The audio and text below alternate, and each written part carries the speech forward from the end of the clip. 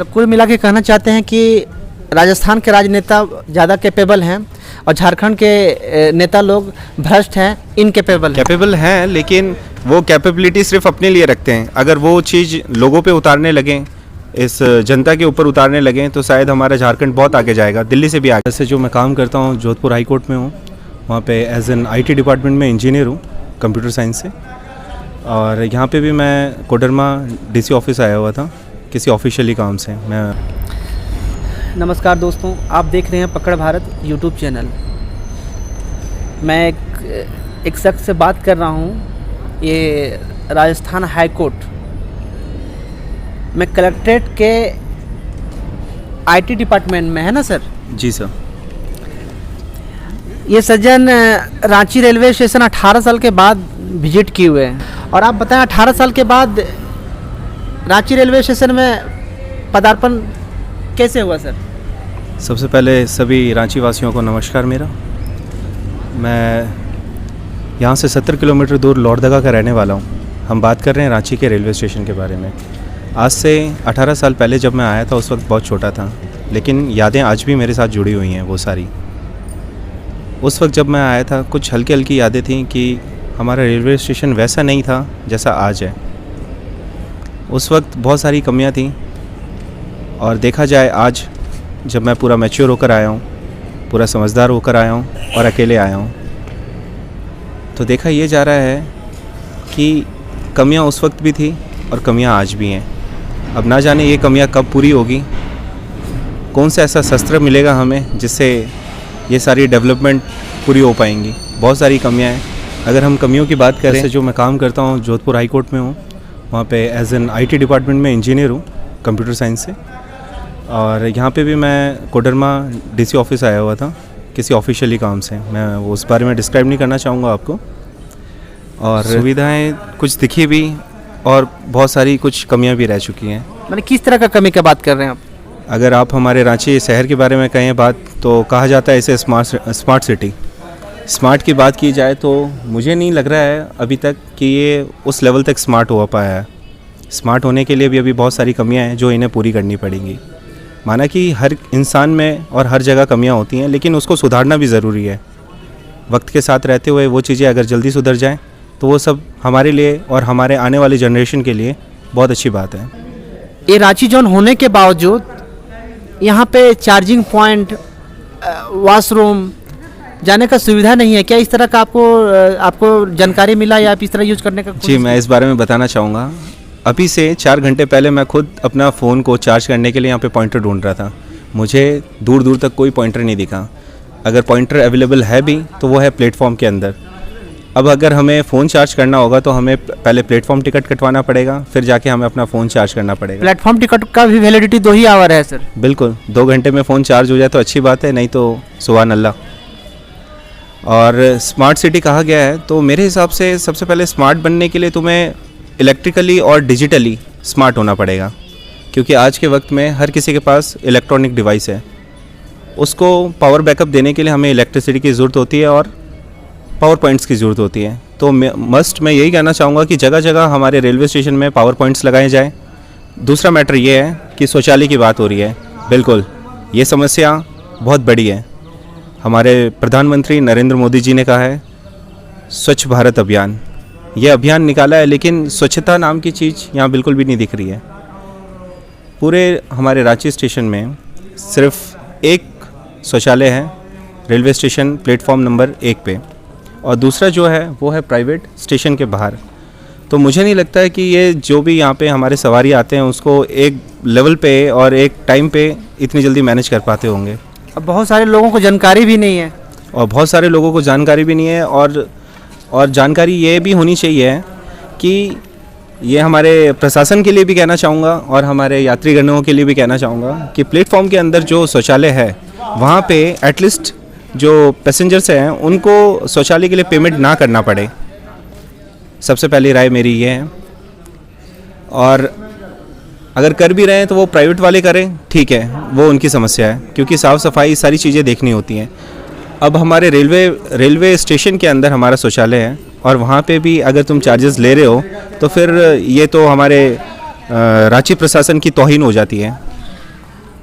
देश के प्रधानमंत्री रेल को प्राइवेट कर रहे हैं, बहुत सारे प्राइवेट किया जा रहा है, और अगर पैसे अगर ले रहे हैं साफ़ सफाई के नाम पे, तो क्या गलत मानते हैं इसको आप? नहीं, गलत नहीं है ये, लेकिन ये चीज़ हम ऑलरेडी पेड करते हैं। ये हर एक इंसान को नहीं मालूम होता है कि वो इस चीज़ का पेमेंट ऑलरेडी कर चुका है। आप जब टिकट कटवाते हैं तो उस टिकट के अंदर ही सारी वैल्यूएशन निकल आ जाती हैं। ऐसा नहीं है कि आप प्लेटफॉर्म में खड़े हो तो आपको टिकट के पैसे देने प्लेटफॉर्म के पैसे देने पड़ेंगे, आप शौचालय जाओगे तो वो आपको उसके पैसे देने पड़ेंगे। ये सारी चीज़ें जो है ना वो आपके टिकट में इंक्लूड हो जाती हैं। मतलब जो प्लेटफॉर्म के अंदर अगर हम जा रहे हैं और प्लेटफॉर्म के अंदर में जो पैसा लिया जा रहा है शौचालय के नाम पे, तो मेरा टिकट में वो इंक्लूड है? मेरा तो मानना यही है कि इंक्लूड होना चाहिए। अगर कल को मैं एक छोटा सा उदाहरण लेता हूँ, आपने किसी होटल में जाके कमरा बुक किया। अब कमरा बुक किया तो आपको ऐसा तो है नहीं कि सिर्फ आपको कमरा दिया जाएगा। उस कमरे के अंदर आपको बेड दिया जाएगा, पंखा दिया जाएगा, बाथरूम दिया जाएगा, टीवी दिया जाएगा, फ़ोन दिया जाएगा ना? दिया जाएगा ना? हाँ, दिया जाएगा। सिर्फ एक पेमेंट पे। वो पेमेंट किस नाम से होगा कि आपने होटल बुक किया है। तो जस्ट मैं भी यही कहना चाहूँगा, जो हमने टिकट ली है उस टिकट के अंदर ही ये सारी चीज़ें इंक्लूड होती है, और अगर नहीं होती है तो ये होना चाहिए। ये हमारा स्मार्ट सिटी है, स्मार्ट सिटी का smart railway station Ranchi railway station, और स्मार्ट सिटी का जो रांची रेलवे स्टेशन है वो एक खुद में रांची जोन है रेलवे का। उस रेलवे जोन का स्टेशन में यात्रियों के लिए रहने के लिए कोई विश्राम गृह नहीं, कोई ठहरने के लिए कुछ फैसिलिटी नहीं। बाहर में तो मच्छर है। कोरोना के उपचार के लिए, टीकाकरण के लिए लाखों अरबों रुपए खर्च कर दिए गए कि इस मच्छर को काटने से कुछ बीमारी होगी, तो इसके बारे में क्या कहना है आपको? मैं कहना चाहूँगा, अपने जोन के अंदर, हमारे भारत के अंदर बहुत सारे ऐसे राज्य हैं जिनमें उनको थोड़ा ध्यान देना चाहिए, चाहे उस राज्य में कोई भी पार्टी हो। सर, आप इंजीनियर हैं, राजस्थान हाई कोर्ट में जॉब करते हैं, प्रधानमंत्री के कार्य को आप किस तरह से देखते हैं? प्रधानमंत्री जी जो हैं वो अपनी निर्णायक भूमिका निभा रहे हैं, पूरी तरह से निभा रहे हैं, लेकिन कुछ चीज़ें हैं जो रह जाती हैं, या तो उनके कान तक वो बात नहीं पहुंच पाती, या फिर वो देख के भी थोड़ा अनदेखा कर देते हैं। वो सोचते हैं कि किन बातों को अनदेखा कर दिए सर? अनदेखा तो बहुत सारी चीज़ें हैं, बहुत सारी समस्याएं हैं। अब पूरे भारत के लोग अगर खड़ा होकर अपनी अपनी समस्या सुनाएंगे तो मेरे हिसाब से मोदी जी भी नहीं सुन पाएंगे उनकी समस्या। सबसे पहली समस्या है हमारे पूरे भारत में, वो है बेरोजगारी। सबसे पहला मैं यही कहना चाहूँगा, आज के वक्त में हमारे भारत में जितने भी यंगस्टर्स हैं उन सब के पास एक ही प्रॉब्लम है, सिर्फ एक प्रॉब्लम है, वो है नौकरी। जब हमारे भारत के यंगस्टर्स को नौकरी मिलनी शुरू हो जाएगी और काबिल हो जाएंगे वो कि कोई भी व्यक्ति जो जवान है वो बेरोज़गार रहे, तो ये हमारे लिए तौहीन वाली बात है। और अगर वो रोज़गार व्यक्ति बन जाए तो उस दिन हमारे भारत का उद्धार हो जाएगा, ऐसा मेरा मानना है। रोजगार नहीं रहने के बाद भी मोदी जी अभी यूपी में, अभी 4 राज्यों में चुनाव जीत गए हैं, तो रोजगार तो कोई मुद्दा नहीं है देश के लिए सर, क्या आपको सही नहीं लगता? नहीं, रोजगार का मुद्दा है। उसके बाद भी मोदी जी या बीजेपी का जीत हुआ, जाहिर सी बात है अगर रोजगार कोई मुद्दा रहता तो वोटिंग तो करता ही नहीं, और सारा मैटर तो वोट से ही आ जाता है। नहीं, देखिए मोदी जी और योगी जी जो मिलके जो कर रहे हैं, और सर ये रोजगार मतलब क्या मुद्दा बनेगा?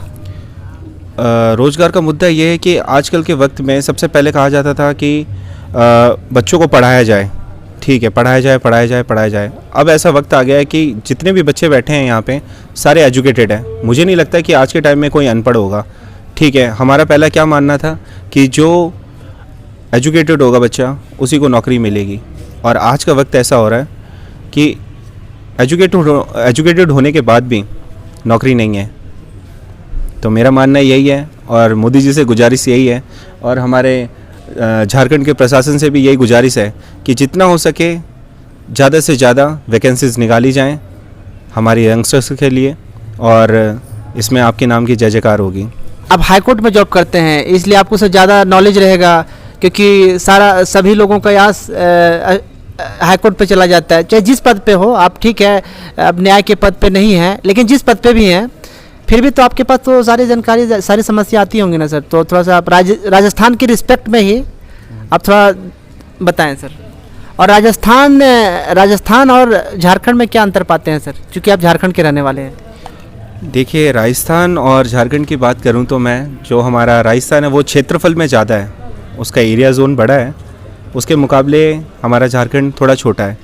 यहाँ पे हमारे पास 24 डिस्ट्रिक्ट्स हैं हमारे झारखंड के अंदर, और राजस्थान के अंदर 33 ज़िले, लेकिन उसके बावजूद भी वहाँ का जो प्रशासन है और भी जो चीज़ें हैं वो सारी एक्यूरेट मेंटेन करके रखी गई हैं।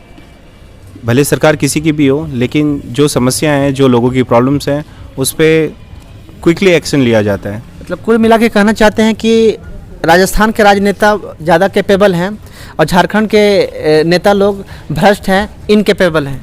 नहीं, देखिए, क्योंकि झारखंड अगर पूरा देश में बात करें तो सबसे रिच स्टेट झारखंड ही है। अच्छी बात है, लेकिन अच्छी बात है। कैपेबल यहाँ के नहीं है नेता, राजस्थान के नेता हैं। बिल्कुल है, मतलब झारखंड के नेता कैपेबल नहीं है। कैपेबल हैं, लेकिन वो कैपेबिलिटी सिर्फ अपने लिए रखते हैं। अगर वो चीज़ लोगों पे उतारने लगें, इस जनता के ऊपर उतारने लगें, तो शायद हमारा झारखंड बहुत आगे जाएगा, दिल्ली से भी आगे जाएगा। कहा जाता है हमारे रांची को स्मार्ट सिटी। मैंने आपसे पहले भी कहा था कि स्मार्ट बनाने के लिए अभी भी हमें और वक्त लगेगा, हमें इस पर कड़ी मेहनत करनी पड़ेगी और हमें हर पॉइंट ऑफ व्यू से देखना पड़ेगा, तब जाके हम उस टारगेट को अचीव कर पाएंगे। चलिए, बहुत बहुत धन्यवाद। आप देख रहे थे हाईकोर्ट में एक इंजीनियर हैं, उनको वीडियो जो भी लगे आप अधिक से अधिक शेयर करें, चैनल को सब्सक्राइब करें। जो कुछ भी सुझाव देना हो कमेंट बॉक्स में सुझाव दें कि इनकी बात से आप कितना सहमत हैं। कुछ कहना चाहेंगे सर? सभी रांची वासियों को जोहार कहना चाहूँगा।